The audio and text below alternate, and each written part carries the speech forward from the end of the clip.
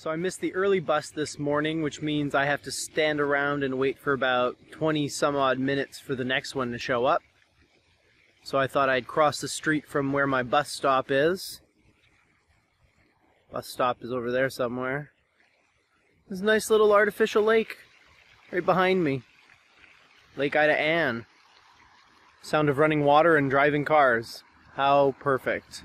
So today I wanted to read something that I really enjoyed, but I don't really know who the author is. So if you know who this person is, if you're familiar with their works, hit me up in the comment section or wherever.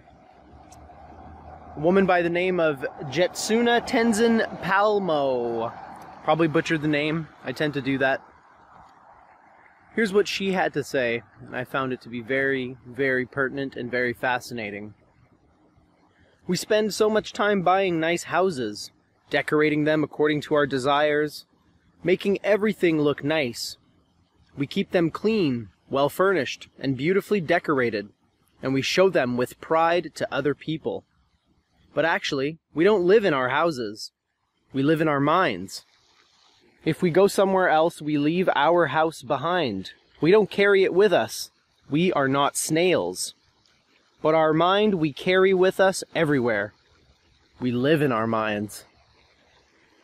We live in our minds. Now this is true scientifically speaking.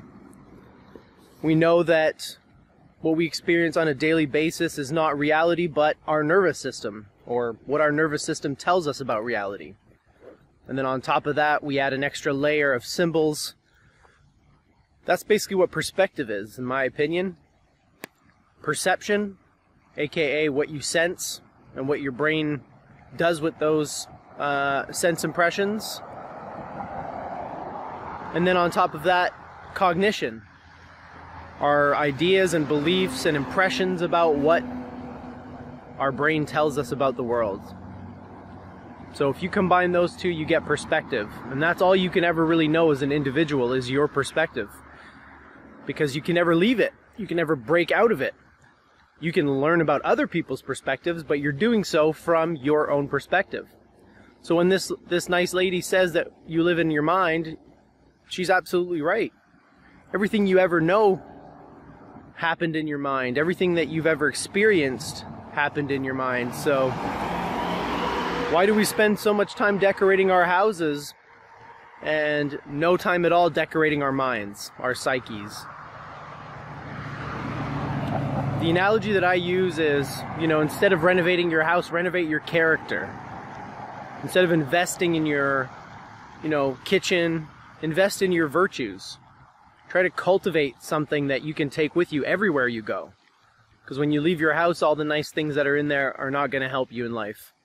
But if you decorate your inner house, your psyche, with beautiful beliefs, and if you live according to principles that you carry with you everywhere you go, that's much more valuable than having a nice kitchen or a nice bathroom or what have you. So don't forget that. No matter where you are, you're inside your mind. If you're on vacation, you're inside your mind. If you're at home, you're inside your mind. So instead of worrying about where you're at, worry about what's inside you and the kind of person that you are, kind of qualities that you exhibit, and the kind of rules and principles that you live by. At least that's what I take away from that.